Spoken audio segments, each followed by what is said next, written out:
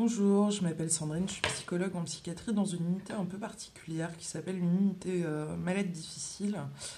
C'est une unité de soins intensifs et de haute sécurité en psychiatrie. Donc on a cette particularité d'être déjà confiné euh, tout au long de l'année. Grâce à des mesures d'anticipation de la part de la direction de l'unité et des soignants, pour l'instant, nous n'avons aucun cas avéré de Covid, ni aucune suspicion parmi les patients, ce qui est vraiment une chance, en sachant que dans l'hôpital dans lequel l'unité est située, il y a plusieurs dizaines de cas déjà avérés. Donc pour l'instant, on touche du bois. En tout cas, on est prêt pour l'épidémie si jamais elle venait à entrer au sein de l'unité. On espère que ça ne sera pas le cas. Mais voilà, pour l'instant, on touche du bois, tout se passe bien. On est quand même très inquiet parce que, évidemment, nous soignants, on fait des allers-retours entre l'extérieur et, euh, et l'unité. On prend notamment les transports en commun. Il y a de plus en plus de monde dehors dans les transports, notamment du fait des directives nationales qui ne sont pas très claires entre rester chez vous, aller bosser, pour ceux qui ne bossent pas, aller dans les champs, rejoindre la grande armée de l'agriculture. On est assez inquiet parce que ça met en danger quand même les gens. On sait que le meilleur moyen aujourd'hui d'enrayer l'épidémie, c'est le confinement strict.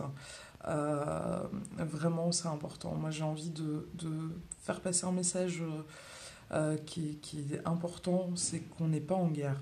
Vraiment, on n'est pas en guerre. C'est une épidémie, c'est une maladie. On n'a pas des bombes qui nous tombent sur la tête. Par contre, la médecine des soins somatiques qui est réalisée aujourd'hui, c'est une médecine de guerre. C'est une médecine de guerre, pourquoi? Parce qu'on a de moins en moins de lits, on a de moins en moins de soignants. Ça fait une vingtaine d'années qu'on supprime les budgets, les moyens, les soignants, les lits dans les hôpitaux. Et ce n'est pas le coronavirus qui fait qu'on est dans une médecine de guerre, mais vraiment les politiques d'austérité des services publics de ces dernières années. Je suis bénévole sur les plateformes d'écoute de psychologues pour les soignants qui sont, pour le coup, eux, sur le terrain et face au Covid. Euh, Ils sont évidemment en train de faire des choix entre qui va vivre et qui va mourir.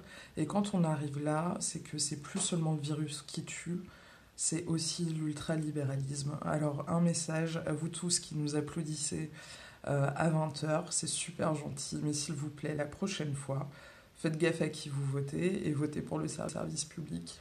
Merci, bon courage à tous.